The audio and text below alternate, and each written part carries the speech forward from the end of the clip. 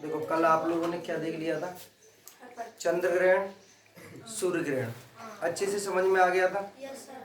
ठीक है, जब चंद्रमा पृथ्वी और सूर्य के बीच में होता है तो कौन सा ग्रहण होता है? ठीक है, और जब चंद्रमा और सूर्य के बीच में पृथ्वी होती है तो चंद्र ग्रहण होता है। ठीक है, ये सब चीजें आप जान चुके थे। अब हमको ये जानना है कि पृथ्वी कितनी बड़ी है, कैसे नापेंगे, क्या इसको नापने के लिए कोई सा पैमाना है जिससे हम माप सकते हैं? ऐसा कोई पैमाना हो जो यहाँ बैठे बैठे माप दें। ठीक, बिल्कुल। तो उसके लिए कुछ बच्चे तो इसको जानते हैं, कुछ लोग नहीं जानते। चांदा, क्या है ये है चांदा। ठीक है, सब जानते हैं इसको, तो हर किसी के ड्रॉप बॉक्स में निकलता होगा। ठीक है, लेकिन इससे नापते कैसे ये नहीं पता। गौर करो, पृथ्वी गोल है, ये भी गोल है कि नहीं? इसको और भी देखो, इस तरीके से गोल हो गया, इस पे नंबरिंग पड़ी हुई है, इसके हिसाब से मापा जा सकता है। ठीक है, अच्छा इसकी एक और चीज है, ये बना दिया हमने चांदा। इस पे जो नंबर पड़े हुए हैं 0 1 2 3 4 5 180 तक होता है। कितना होता है ये? 180 तक होता है। और या फिर वो इधर 0 लिखेगा तो इधर आके कितना हो जाता है? 180।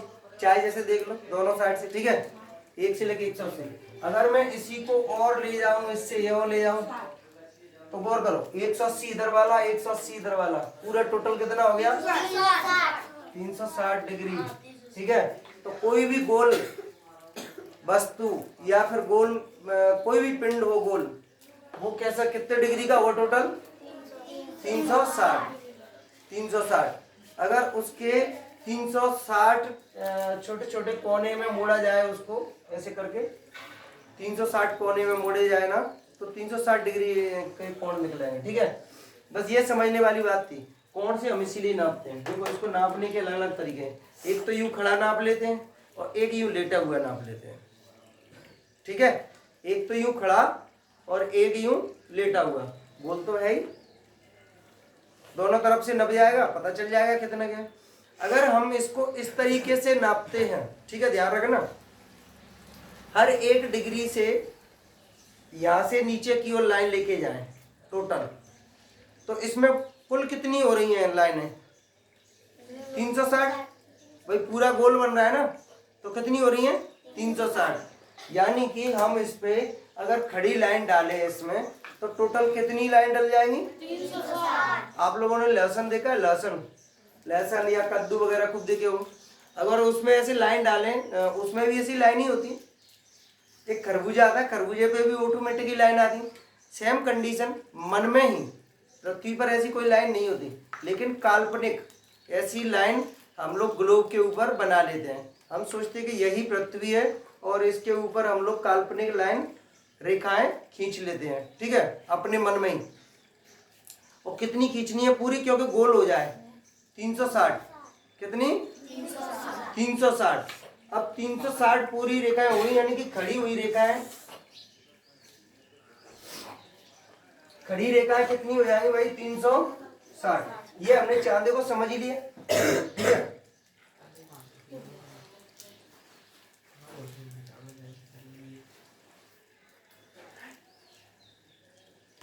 इस तरीके से बना लेते हैं। अभी इसमें कम आ रही है, अब ये मत कहना कि 360 पूरी काहे नहीं बनाई है सब।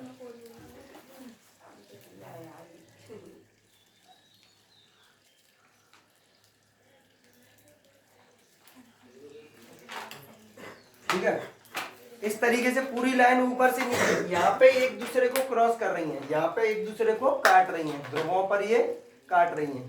ठीक है, ये कितनी लाइनें डाल दी हमने खड़ी वाली? 360। ठीक है, यहां से यहां तक टोटल कितनी हो जाएगी? 180। क्योंकि एक ही एक साइड से हम लोगों ने क्या किया, अभी इसको कैसे नापा है? ऐसे नापा है। ठीक है, तो ऐसे ऐसे कितने बन रहे होंगे? पूरे 360। हर एक एंगल पे ऐसे ऐसे बनता जा रहा होगा, हर एक एंगल पे एक एक लाइन बन रही होगी, यानी कि टोटल कितने हो रहे होंगे? 360। ऐसे समझो, हर एक एंगल पे एक लाइन, तो आधे तक पहुंचेगी तो कितनी हो जाएंगी 180, और पूरी घूम गई तो 360। हर एक एंगल पे एक एक लाइन होगी, तो पूरी खड़ी रेखाएं कितनी होंगी इसमें 360। खड़ी रेखाएं कितनी होंगी भैया 360। और इसको याद करने की जरूरत नहीं है, आप लोग बस इसको आइडिया लगा लिया अगर कुछ चांदी में टोटल कितना होता है 180, आधे में 180 हो रहा है, अगर इसको पूरा करेंगे तो 360 हो जाएगा। सेम कंडीशन इसमें, तो इसे खड़ी वाली लाइन कितनी हो जाएगी 360। लेकिन इन रेखाओं को हम लोग कुछ कहते हैं, इन रेखाओं का नाम ऐसे नहीं बोलते कि खड़ी लाइन या लेटी हुई लाइन, इनको बोलते हैं क्या क्या बोलते हैं भैया इसको इंग्लिश में क्या बोलते हैं लॉन्गिट्यूड।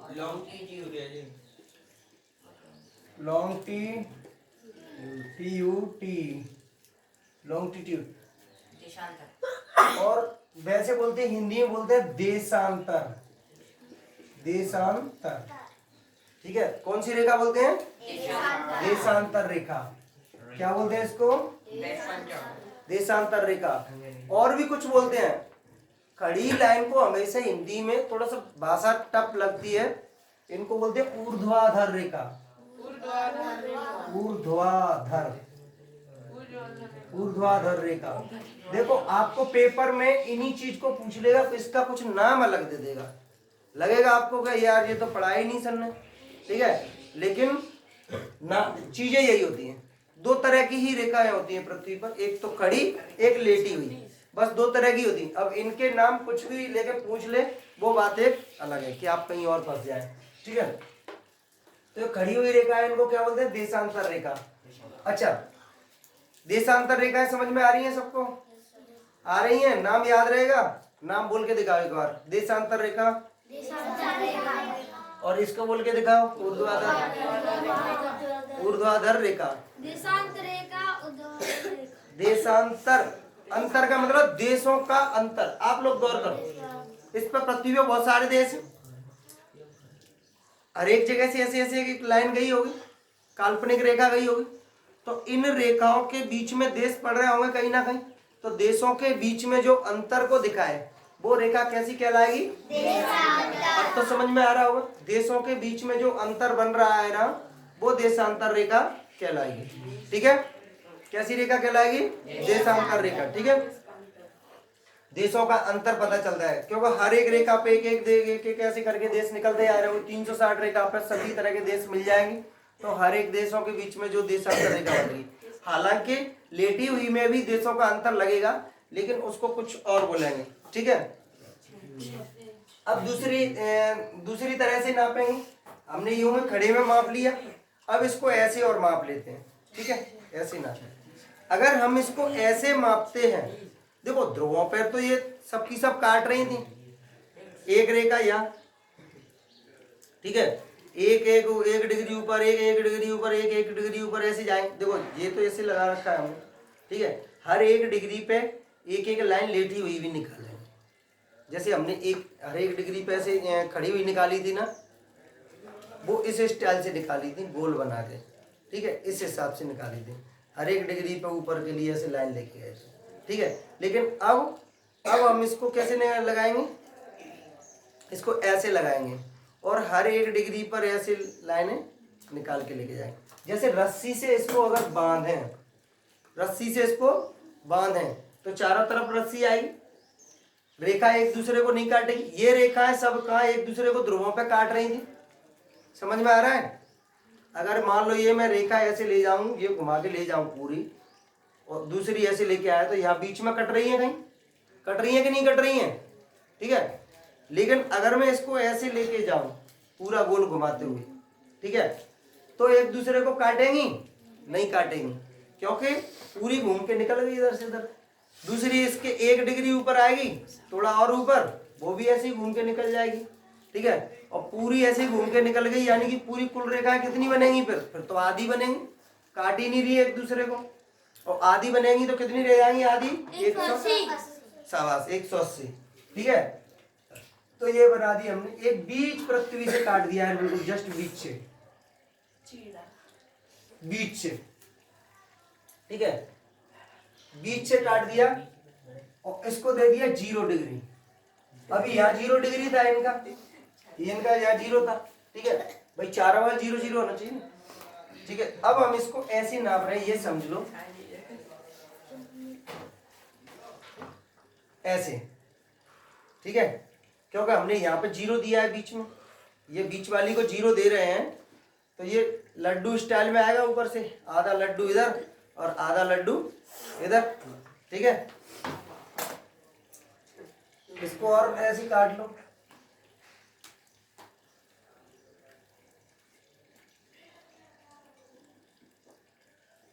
ठीक है। ये पूरी कितनी बन रही होंगी? 180, और ये कितनी बनी थी? 360। इनको बोलते हैं क्षैतिज रेखा। कौन सी रेखा बोलते हैं इनको? इनको कैसी रेखा बोलते हैं भैया? क्षैतिज रेखा। कैसी बोलते हैं? अब देखो, क्षैतिज से याद नहीं रहेगा या रहे, छत कैसी होती है?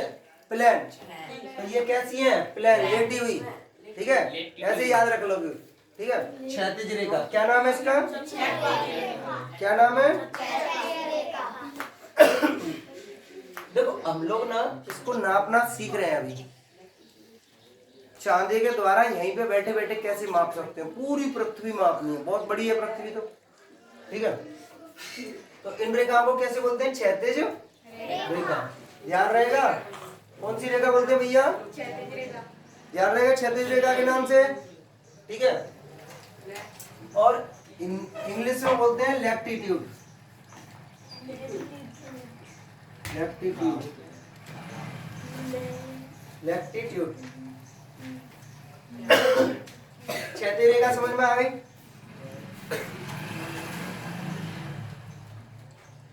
बैठ जाओ, आराम से निकलना,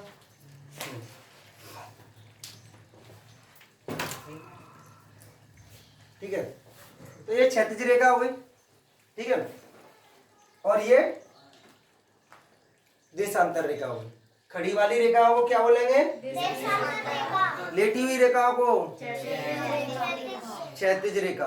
बस ये दो चीजें याद रखनी है आपको, ठीक है। अक्सर इनमें जाके आप लोग गलती करके आओगे, दोनों के एक जैसे लग रहे हैं। आप ये ध्यान रखो, क्षैतिज छत के स्टाइल में लेटी हुई हो गई, छत कैसी होती है? प्लेन होती है, तो लेटी हुई रेखा, ठीक है। इनको कैसे भी घुमा फिरा के पूछ लेगा। जो 0 डिग्री होती है उस रेखा के नाम अलग होते हैं। इसको देखो, इनके नाम अलग अलग दे रखे हैं। हमने देखा था कि पृथ्वी अपने अक्ष से कितना 23.5 डिग्री झुकी हुई है। कितनी झुकी हुई है? पृथ्वी अपने अक्ष पर कितनी झुकी हुई है? 23.5 डिग्री झुकी हुई है। पृथ्वी अपने अक्ष पर 23.5 डिग्री झुकी हुई है। देखो पूरी तरह से सीधी नहीं है, ये थोड़ी सी इधर के लिए तिरछी 23.5 डिग्री, ठीक है। इस वजह से क्या किया, ये लोग जो भूगोलवेत्ता थे उन लोगों ने ये किया कि इसको बीच में 0 डिग्री तो दे दिया, और इसको दे दिया बीच वाली है, यानी बीच को और भी क्या बोलते हैं? मध्य बोलते हैं, बीच को मध्य बोलते हैं ना, तो इसको बोलते हैं भूमध्य पृथ्वी, भूमध्य रेखा, ठीक है। बीच की रेखा को क्या बोल दिया साथ में भैया उन्होंने? भूमध्य रेखा, ठीक है, भूमध्य रेखा। पृथ्वी के मध्य की रेखा, इन पृथ्वी को जस्ट बीचों बीच से काटने वाली रेखा को भूमध्य रेखा, और भी बोल देते हैं बहुत से लोग विषुवत रेखा। क्या बोलते हैं भैया? विषुवत रेखा। क्या नाम है? विषुवत रेखा, विषुवत रेखा, भूमध्य रेखा। और कुछ बोलते हैं इसको? 0 डिग्री, 0 डिग्री रेखा, ये भी बोल देते हैं, नाम से भी बोल देते हैं, इनके नाम है 0 डिग्री रेखा। कुछ भी बोल दे, लेकिन होगी कौन? एक ही। जैसे किसी किसी बच्चे का नाम होता है ना घर पे, बंटी, बाहर गए तो कल्ला, और स्कूल में निकला तो कुछ और। कैसे गुस्सा आ रही है?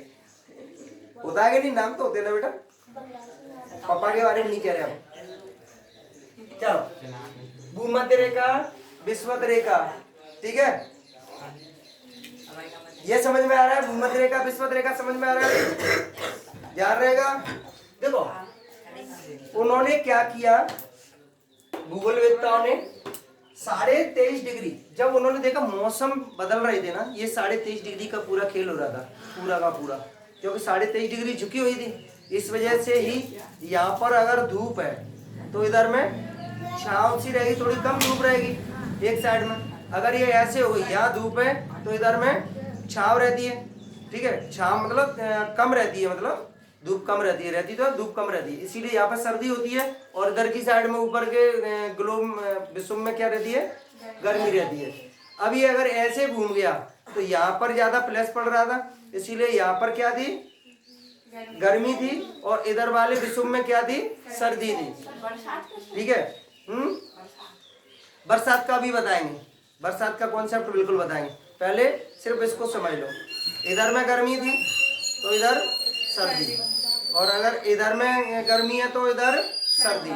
ये सिर्फ 23.5 डिग्री की वजह से था, 23.5 डिग्री की वजह से था। तो उन्होंने क्या किया कि 23.5 डिग्री पर अलग अलग रेखाओं के नाम देना चालू कर दिया। जैसे 23.5 डिग्री, इसको यहाँ लिख देता हूँ, एक रेखा बनाई, इसका नाम दिया, और एक और 23.5 डिग्री ऊपर, इधर भी ऊपर के लिए भी गए थे, इसका नाम दिया। हाँ भैया, ऊपर वाली का नाम क्या नाम है, कर्क रेखा। हाँ, कर्क रेखा। और नीचे वाली का नाम मकर रेखा। हिंदी कैलेंडर सबने देखा होगा, संक्रांति कब पड़ती है, 14 तारीख को, 14 जनवरी। अरे अब आजकल करने लग गए 14-15 बाद, जहाँ साल 15 होती। अब क्या नए नए नियम निकाल रहे हैं लोग, वहाँ क्या हमारी पूंछ नहीं हो रही है, इसीलिए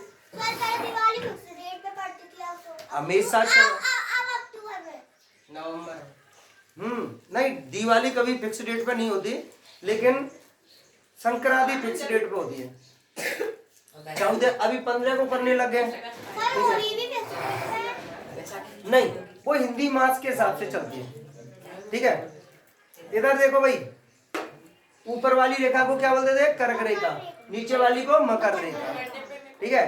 जब मकर रेखा पर सूर्य लंबवत होता है, लंबवत मतलब बिल्कुल, जैसे ये समझो ये कोई लाइन है और जिस पर बिल्कुल खड़ा हुआ हो, इस तरीके से जब सूर्य का प्रकाश पृथ्वी पर बिल्कुल 90 डिग्री, इससे 90 बनेगा ना बीच में,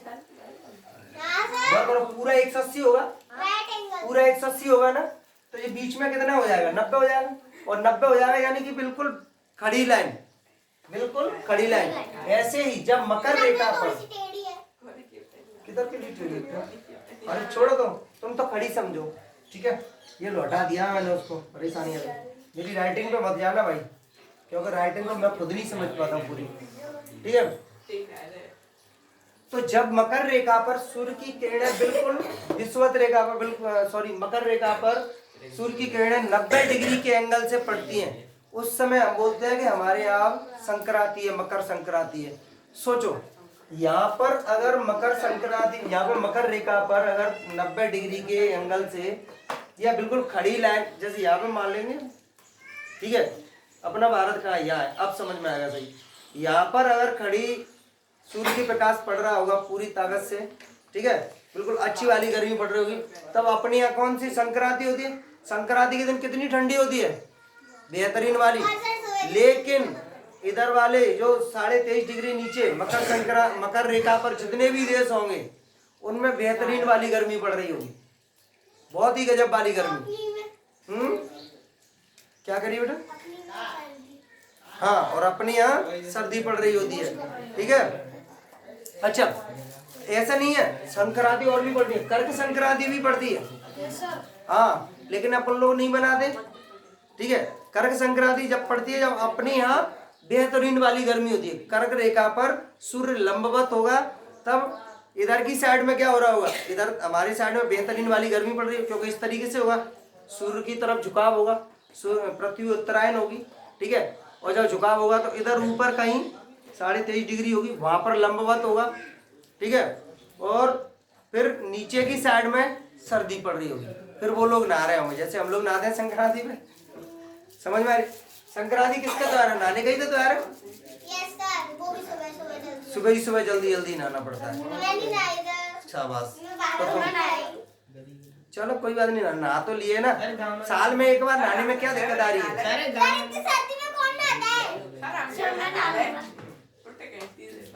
चलो साल में एक बार नहाने में क्या परेशानी है, मेरे शब्दों को समझो। चलो बीच वाली रेखा का नाम देखो, बोलना पड़ेगा। देशांतर रेखा तो होती ही है, ये लेटी हुई रेखा, भूमध्य रेखा। क्या नाम है? ये पृथ्वी को दो भागों में बांटती है, उत्तरी ध्रुव दक्षिणी ध्रुव, या उत्तरी विषुव दक्षिणी विषुव। विषुव के नाम से भी बोलते हैं, इसीलिए इसको बोल देते हैं विषुवत रेखा। कौन सी रेखा? दो विषुवों में बांटने वाली रेखा को क्या कहते हैं? भूमध्य रेखा या विषुवत रेखा। ध्यान रखना, कभी भी क्वेश्चन कैसे भी घुमा के पूछ सकता है आपसे, बस पूछेगा इन्हीं बातों को। नहीं आए तो और अच्छी बात है, आ जाए, लेकिन देख दो बेटा, ये समझिए कि ज्योग्राफी के आप ABCD पढ़ रहे हो। हाँ, अगर ये नहीं आएंगे आपको तो आपको कुछ भी नहीं आएगा, ये पक्का है। अगर ये नहीं आया आपको तो आपको कुछ भी नहीं आएगा।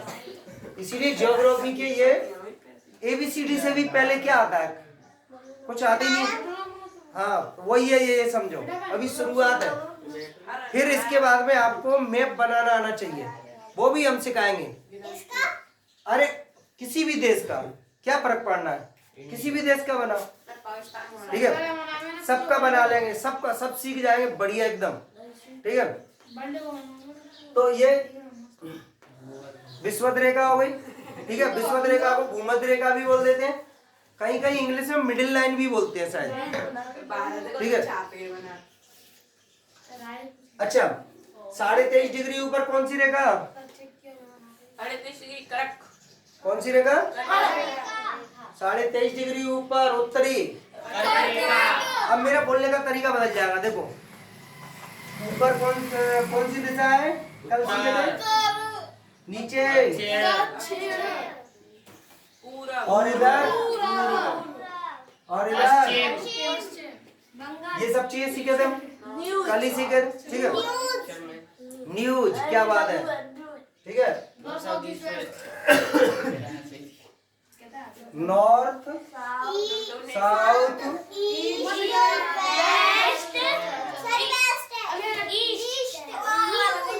न्यूज, जहाँ पृथ्वी के चारों दिशाओं का ज्ञान मिल रहा हो, न्यूज। किसको? दीवार से टेकना बंद करो सब लोग, परेशानी आएगी नहीं, किसी को नहीं आएगी, मुझे पता है। ये आराम का मामला होता है ना, बहुत बड़ा गड़बड़ करता है हमेशा। देखो कर्क का आगे समझ, ठीक है। 23.5 डिग्री नीचे, 23.5 डिग्री। देखो ध्यान रखना, ज्यादातर गर्मी कहाँ पड़ती होगी आप लोग? जब अभी कुछ देर पहले सीखे थे कि गर्मी पड़ती है जब इधर की साइड में सूर्य दक्षिणायन होता है, तो अपने ऊपर वाले पार्ट में सर्दी, और जब ऊपर वाले पार्ट में सूर्य की किरणें सीधी पड़ेंगी तो नीचे वाले पार्ट में सर्दी पड़ेगी, ठीक है। अच्छा एक बात गौर करो, लेकिन जैसा भी हो, ये 23.5 डिग्री नीचे मकर रेखा और ये 23.5 डिग्री ऊपर कर्क रेखा, इतने के बीच में ज्यादातर गर्मी रहती होगी, क्योंकि यहाँ पर ही ज्यादातर सूर्य की प्रकाश से सीधी पड़ेगी।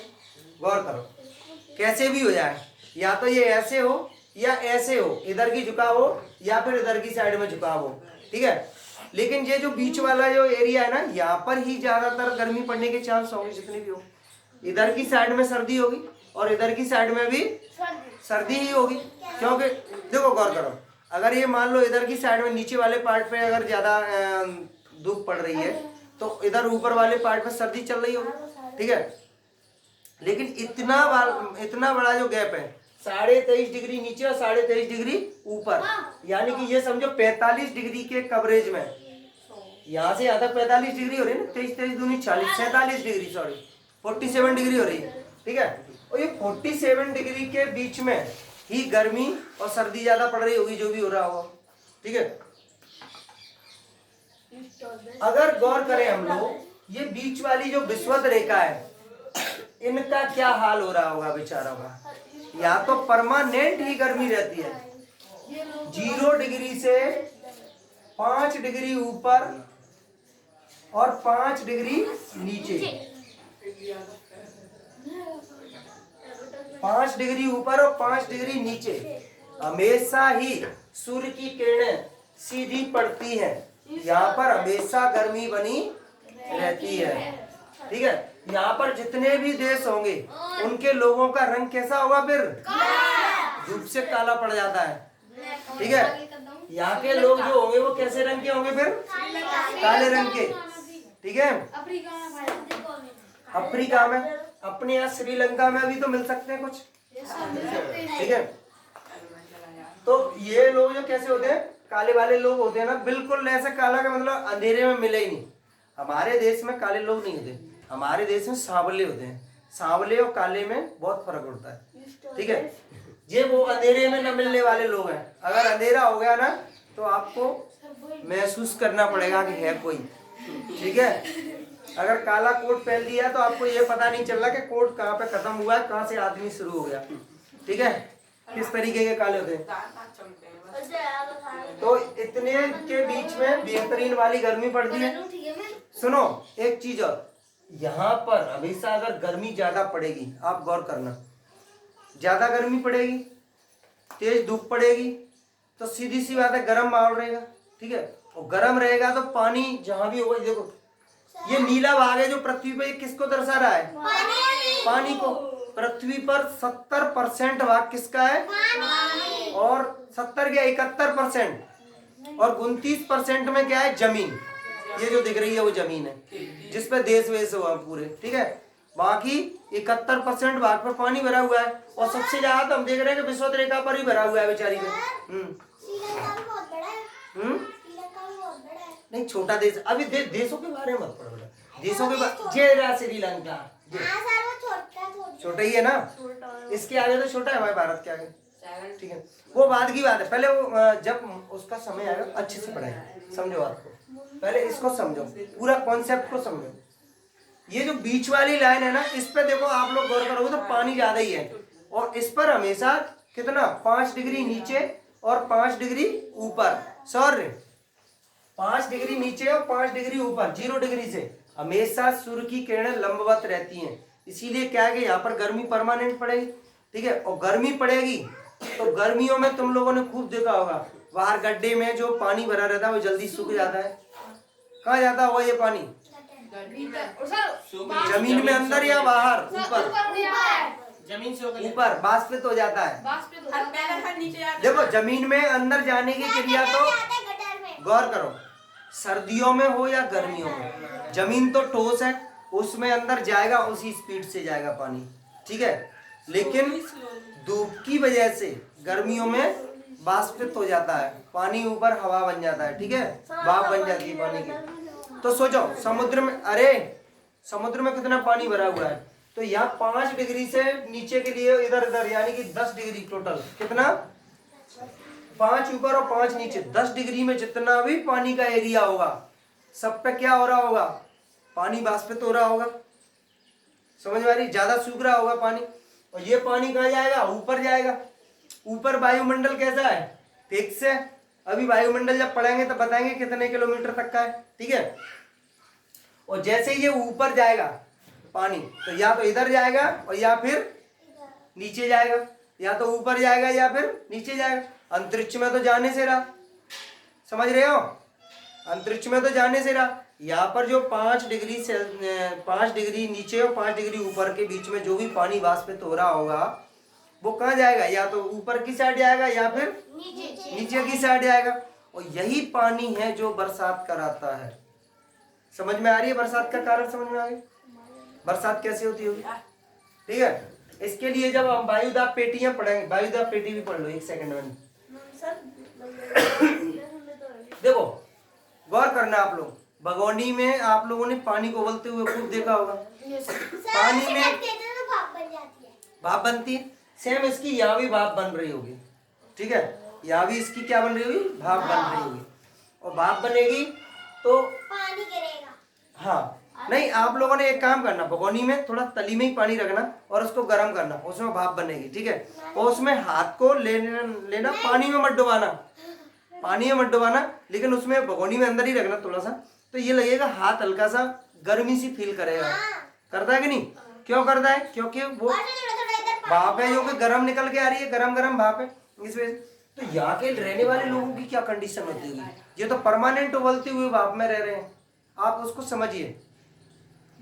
ये जो दर्द आप लोग 1 मिनट के लिए भगोनी में डाल के करने वाले हैं ना, वो वाला काम तो वो परमानेंट झेल रहे हैं बेचारे।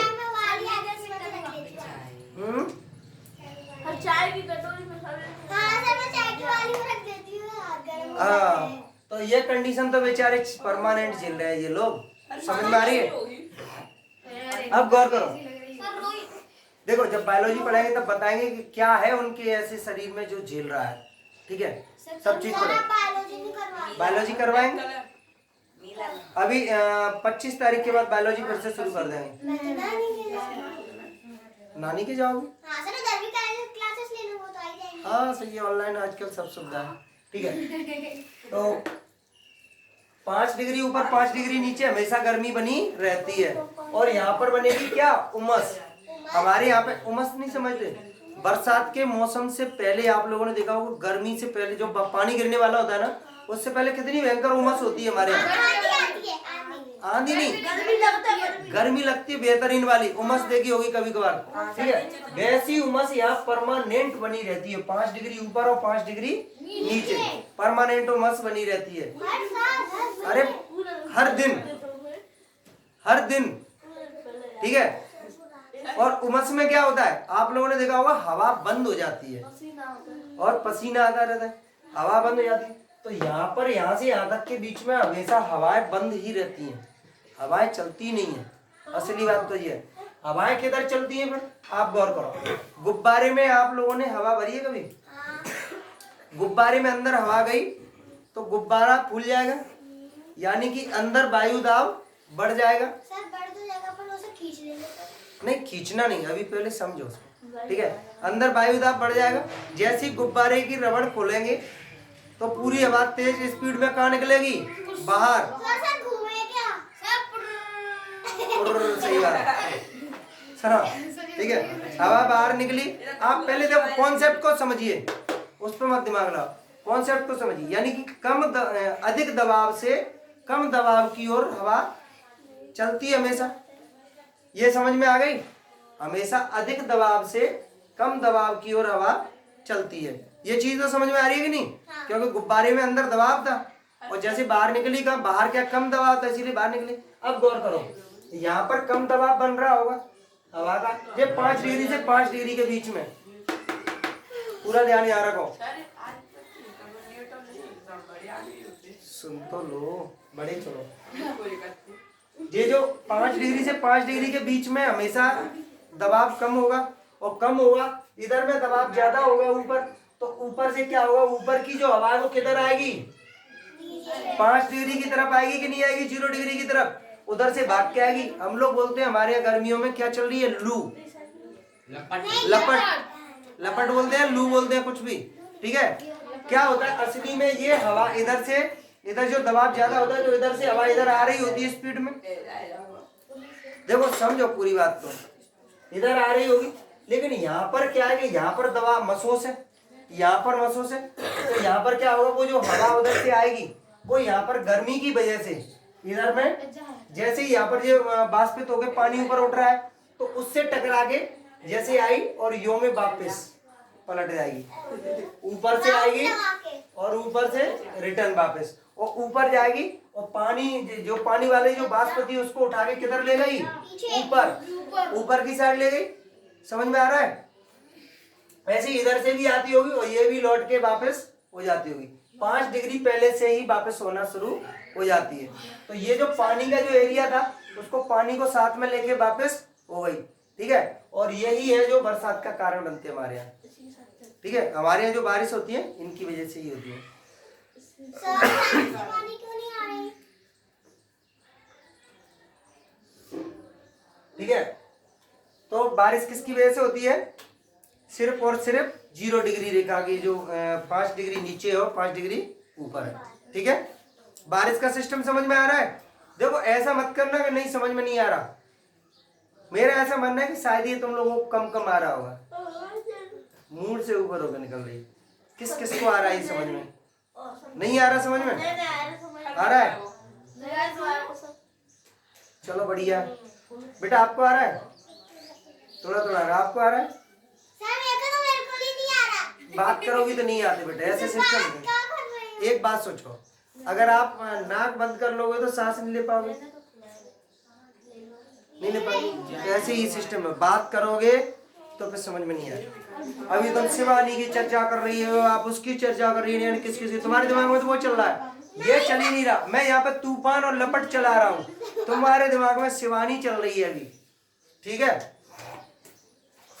देखो इधर से अधिक दबाव से कम दबाव की ओर गैसों का विसरण होता है। ठीक है, इस वजह से इधर से विसरण मतलब रिश्ती है, यानी कि चलती हैं, हवाएं चलती हैं। ठीक है, और ये हवाएं इधर से टकरा के सीधे रिटर्न हो जाएंगी और इधर से इधर रिटर्न हो जाएंगी। ये वायुदाब पेटी बोलते हैं इसको। क्या बोलते हैं इसको? पेटी। पेटी जानते हो? बक्सा टाइप का होता है, उसको बोलते हैं पेटी। ठीक है, ठीक है, वायुदाब पेटी। ठीक है, एक 0 डिग्री, दूसरी 23 डिग्री पर, और ये होती है 66 डिग्री पर। कितने पर होती है भैया? 66 डिग्री पर। और एक 0 डिग्री पर इधर और एक 0 डिग्री पर इधर। गिनो, 1 2 3 4 5 6 7। कितनी वायुदाब पेटियां हैं? अगर पूछ ले, पेटी ना बोलते वो बोल दे कि कितने वायुदाब क्षेत्र हैं पृथ्वी पर? कितने वायुदाब क्षेत्र हैं? 7। क्वेश्चन डायरेक्ट पूछ लेता है 6वीं क्लास में। 7 दे तो दिए, 66 degree, 23.5 degree, 0 degree, 66 degree, 0 degree, 23.5 degree, ये सब यही तो नाम है, यही तो नाम है। समझ में आ रहा है? ये वायुदाब क्षेत्र है। हालांकि ये 6वीं क्लास में है, ये 6वीं क्लास में। कब? आज? ठीक है, समझा देंगे। क्या समझाना था? आपने तो बोला था चांदा ले आना। तो चांदे से ही तो समझाया, तुम लेट आई है, इसमें मेरी गलती क्या है? वीडियो देख लेना जाके शुरू से। ठीक है, इससे इसको नापा है। अभी ये खड़ी हुई लाइन बनी वो देशांतर रेखा, और लेटी हुई थी वो क्षैतिज रेखा, क्षैतिज रेखा। ठीक है, इनकी संख्या कितनी होती है? 180। कितनी? 180। लेटी हुई रेखाओं की संख्या कितनी? 180। और खड़ी हुई की 360। खड़ी हुई की कितनी? 360। देखो बेटा, खड़ी हुई ज्यादा क्यों होती है? क्योंकि यहाँ पे सब जाके यहाँ से कोने से कोना मिल रहा है, ध्रुव से ध्रुव। लेकिन ये क्या हो रही है? लेटी हुई ना, ये सीधी गई और घूम के यों की यों वापस आ जाती है अपनी जगह पर ही। ठीक है, इसीलिए 2 के बजाय 1 ही काम कर रही है। यहाँ पर 2 बन रही है, एक इधर बन रही है तो एक इधर भी बन रही है, दोनों की गिनती हो रही है। लेकिन इसकी तो एक ही गिनती हो रही है ना, तो ये आधी रह जाएंगी। समझ में आ रही है? अब एक चीज और समझ लो, ये जो रेखाएं होती हैं लेटी हुई, इन हर एक रेखा के बीच में कितने किलोमीटर का गैप होता है? 111 किलोमीटर। 1 डिग्री से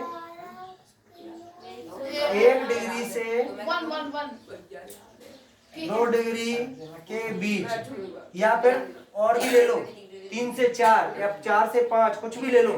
समझ रहे हो? हर एक के बीच में गैप कितना होता है? 111 किलोमीटर का गैप होता है। कितने किलोमीटर का गैप होता है? यहाँ से यहाँ तक 180 होंगी। ठीक है, और 180 होंगी तो यानी कि 111 किलोमीटर का एक के बीच में कितना गैप है? 111 किलोमीटर का। अगर आप लोग अगर नापना चाहें कि पृथ्वी की लंबाई यहाँ से यहाँ तक कितनी है, ठीक है, गोल में, ठीक है, नापेंगे तो हाल नाप लो। बोलो 180 का गुणा कर दो 111 से, ये पूरे किलोमीटर निकल के आ जाएंगे। यहाँ से यहाँ तक आ जाएंगे कि नहीं आएंगे? हमें पता है कि हर एक लाइन के बीच में 111 किलोमीटर का गैप है, और यहाँ से यहाँ तक 180 लाइन बनती है टोटल। ठीक है, तो 180 गुणा 111 करेंगे तो पूरी टोटल दूरी निकल आएगी यहाँ से यहाँ तक की। यहीं पे बैठे बैठे पृथ्वी माप दी अपन ने। ऐसा कैसे पता चला कि 111 था? देखो ये रहे, ये ध्रुव है, दोनों ध्रुव है, इनके बीच का गैप कितना हो रहा है? ध्रुवीय व्यास 12,714। ठीक है, उन्होंने सिर्फ 1 डिग्री का गैप मापा था। इसके बीच में जो पृथ्वी के बीच में 1 डिग्री का गैप माप लिया, 111 निकला। और इसी की वजह से जब 111 इधर के हिसाब से जितना आ रहा है उतना इधर होगा तो उतना इधर ही होगा, क्योंकि दोनों साइड से सेम गोल है। ठीक है, तो ये पूरी क्या निकल आई? पृथ्वी की परिधि। अभी गणित में हम लोग पढ़ाएंगे, वैसे तो बहुत से बच्चों को आता भी होगा। परिधि वाले सवाल आते हैं, वृत्त वगैरह, वृत्त, परिधि, परिमाप, रेडियस आता है। तो वही तो है ये। ठीक है, तो ये ध्रुवीय व्यास कितना हो गया? 12,714। बोलो भाई कितना हुआ? 12,714 ध्रुवीय व्यास। और विषुवत रेखीय, देखो विषुवत रेखा ये 12,756 किलोमीटर। कितना? 12,756 किलोमीटर। कितना है भैया? देखो ध्रुवीय व्यास, 12,714 किलोमीटर। इसको याद रखना अच्छे से, 2-3 बार पूछ लेते हैं। हाँ, ध्रुवीय व्यास कितना है? 12,700। और विषुवत रेखीय व्यास हर एक देश, हर एक क्षैतिज रेखा के बीच में कितने किलोमीटर का गैप होता है? कितने का? कितने किलोमीटर का गैप होता है? 111 किलोमीटर। देखो ये आंकड़े हैं, इनको फिर भी पूछ सकते हैं दोबारा, बिल्कुल बुला के पूछ लेंगे हम लोग। ठीक है, चलो अब बताओ विषुवत रेखीय व्यास, ध्रुवीय व्यास 12,714 और 12,756। एक काम करो, अगर एक याद रह जाए और एक न रहे तो इन दोनों के बीच का गैप निकाल लो। कितने किलोमीटर का गैप हो रहा है दोनों के बीच में? 42, 42 किलोमीटर। कितने का है? 42 का, 42 किलोमीटर का अंतर है। ध्रुवीय, देखो आप लोग गौर करो, ध्रुवों पे चपटी है पृथ्वी थोड़ी सी, यो ठीक है, और चपटी होगी तो कम वाली की दूरी किसकी होगी? ध्रुवों की होगी। फिजिकल कॉन्सेप्ट लेके चलो दिमाग में, कम वाली किसकी होगी? ध्रुवों की होगी। तो 12,714 ध्रुवों की होगी। और विषुवत रेखा की कितनी हो जाएगी फिर? 12,756। असली में ये व्यास क्या होता है भैया? किसी को नहीं पता। पता है? व्यास का मतलब ये है कि ये रही पृथ्वी और यहाँ से एक पाइप डाला जाए और इधर से निकाल दिया जाए, तो इधर से इधर तक जो पाइप जाएगा वो कितने किलोमीटर लंबा होगा भाई? कितने किलोमीटर लंबा होगा? अगर इधर से 12,756 किलोमीटर, बिल्कुल यहाँ जस्ट बीच से इधर से डाला जाए, इधर निकाल दिया जाए, तो 12,756 किलोमीटर पाइप लगेगा हमको। और अगर इधर से डाल दिया जाए और इधर निकाला जाए तो 12,714 किलोमीटर। ठीक है, ये बन गया व्यास। ठीक है, व्यास इसी को कहते हैं। अच्छा, अब एक चीज और समझ लो, ये तो हमने इस तरीके से नाप ली, क्षैतिज रेखा के हिसाब से नाप ली, 111 किलोमीटर बन रहे थे। ठीक है, कितने बन रहे थे? एक के बीच में कितना गैप था? 111 किलोमीटर। ठीक है, ये समझ में आ गया। दूसरा ये समझना है कि ये खड़ी वाली लाइन क्या काम कर रही है फिर? लेटी वही तो समझ में आ रहा है, बिल्कुल सब 111 किलोमीटर के गैप को दिखा रही है। ठीक है, ये खड़ी वाली लाइन क्या कर रही है भैया? आप लोग घड़ी पहनते हो, घड़ी कैसी है? गोल? नहीं सर, हमारी चौक होती है। चौकोर है, लेकिन कांटे उसके कैसे घूमते हैं? गोलाई में के चौकोर घूमते हैं? काटे ही ना। घड़ी में कांटे नहीं होते? सर आते हैं। हाँ, कांटे है ना? हाँ, अरे शांत रहो, घड़ी हमेशा कैसे गोल घूमती है? अरे ये समझो यार। ठीक है, ये घूम रही है, ठीक है, ये घूम रही है घड़ी, इस तरीके से घूमती है गोल। तो पृथ्वी को भी, अरे छोड़ो यार, आपको कॉन्सेप्ट समझना है कि सिर्फ पॉलिस पे पीछे मत कहना कनिष्क का समझ में नहीं आया। और ये वीडियो चल रही है, तुम्हारी मम्मी भी देखती होंगी शायद, ध्यान रखना, तुम्हारा नाम पहले आएगा। नहीं देखती ना तभी बोल रही है, अभी बोल देंगे कि देख लेना फिर, ठीक है। तो ये सब चीजें, घड़ी गोल है, ऐसे ही पृथ्वी घूम रही है और हम लोग जानते हैं कि पृथ्वी एक चक्कर लगा लेगी तो एक दिन हो जाएगा, ठीक है। कितना टाइम लगेगा एक चक्कर घूमने में? 23 घंटा 23 घंटा 56 मिनट 4 सेकंड, ठीक है। ये अपन अभी पढ़े थे 4 सेकंड। दोबारा मत बोलो, चिल्लाना मना है, तुमसे पहले ही मना किया था मैंने, ठीक है। अच्छा, ऐसे पृथ्वी घूम रही है तो यानी कि 24 घंटे, हम लोग 24 घंटे लेके चलते हैं, अभी 24 घंटे के हिसाब से चला रहे हैं ना घड़ी को, ठीक है। तो 24 घंटे के हिसाब से चला दे, 24 घंटे में एक चक्कर घूम जाती होगी, पूरा एक चक्कर। तो एक काम करते हैं, घड़ी कैसे बनेगी, कितने बजे होना चाहिए इसमें? टोटल घड़ी रेलवे स्टेशन पे अगर आप जाके देखोगे तो कितनी होती है? 24 घंटे की होती है, 24 बजे थे उसमें, ठीक है। और हम लोगों ने क्या किया, उसको दिन रात के हिसाब से बांट दिया, आधा आधा, 12 बजे तक और फिर 1 से लेकर फिर 12 बजे तक होते 24 इसमें भी है, ठीक है। 12-12 करके 2 बार में बांट दिया। अब गौर करो आप लोग, ये जो खड़ी वाली लाइन है उसमें कहीं तो 1 से गिनना चालू करेंगे हम लोग, कहीं तो शुरू करेंगे। अब हमें तो पता नहीं है, सभी जगह लाइन पड़ी हुई है पूरी की पूरी, ठीक है। तो कहीं से तो शुरुआत करेंगे गिनना। अब कहाँ से करें भैया? तो सुनो, हम लोग क्या थे उस समय, इतने बुद्धिजीवी नहीं थे। जो लोग बुद्धिजीवी थे, जिन्होंने ग्लोब वगैरह बनाया था शुरुआत में, उन्होंने क्या किया, अपने देश से ही गिनना चालू कर दिया। तो वो लोग कौन थे? वो लोग इंग्लैंड के लोग थे। कहाँ के थे? इंग्लैंड के थे, ठीक है। तो इन्होंने क्या किया, अपने यहाँ की लाइन को पहली रेखा माना, 0 डिग्री। कौन सी मानी?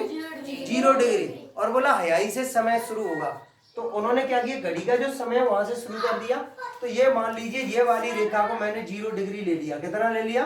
0 डिग्री। यहाँ से गिनना शुरू किया, 1 2 3 4 5 6 7 8 ऐसे गिनना चालू किया, ठीक है। तुम इधर नहीं हो सकते, दीवार से टिकना मना है ना नैन, फिर भी तुम बार बार वही कर रहे हो, ठीक है। ये 0 डिग्री नहीं आएगा, अब नहीं आएगा। सही बैठ रहा हूं। तुम दोनों भाई हो गए, क्यों लड़ते हो? लड़ाई करते हैं, सर कुश्ती होते हैं, उससे मत टिको, दंगल है यहाँ पे। ठीक है। 0 डिग्री इन्होंने कहाँ पे मान लिया? इंग्लैंड में। इसका नाम दे दिया भैया ग्रीनविच, एक जगह का नाम है। इंग्लैंड में ग्रीनविच वेधशाला एक जगह का नाम है, ग्रीनविच वेधशाला। क्या नाम है इसका? ग्रीनविच वेधशाला। ठीक है। ग्रीनविच की एक वेधशाला है, उससे वहां से होके निकली हुई रेखा को जो लोग 0 डिग्री